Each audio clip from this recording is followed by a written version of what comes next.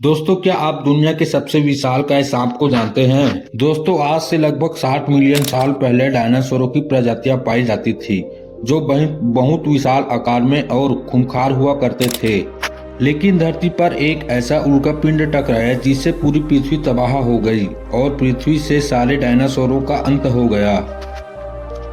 फिर कुछ साल बाद इस पृथ्वी पर धीरे धीरे जीव जंतु और पशुओं का विकास हुआ। इस विकास के दौरान जंगली जानवर और कई विचित्र सी दिखने वाली प्रजातियों का आविष्कार हुआ, जिसमें से है एक प्रजाति के सांप, जो दिखने में काफी खतरनाक और साइज में बड़ा विशाल आकार के हुआ करता था, जिसकी तुलना आज के समय के सबसे विशाल आकार के सांप से तुलना कर सकते हैं।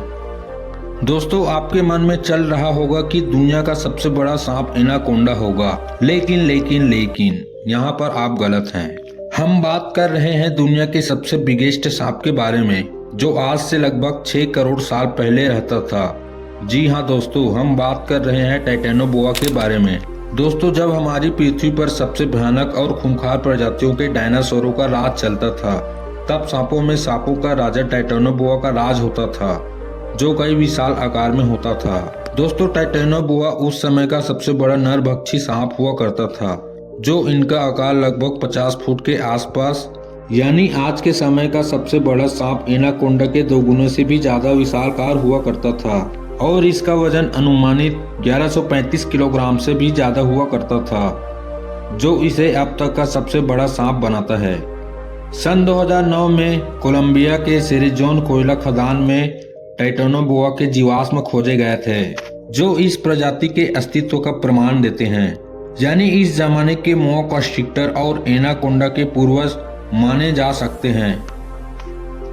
ये सांप उस समय का सबसे खूंखार और जानलेवा शिकारी माना जाता था। इस सांप की दहशत पूरी पृथ्वी पर थी। वैज्ञानिक मतों के मुताबिक ये सांप 6 करोड़ साल पहले हुआ और करीब 50 लाख सालों तक ये धरती पर राज किया। धरती के सबसे बड़े और सबसे विशाल, सबसे घने और सबसे ज्यादा विविधताओं से भरे अमेज़न जंगल को साउथ अमेरिका की शान माना जाता है। इन्हीं जंगलों में इन सांपों का बसेरा हुआ करता था।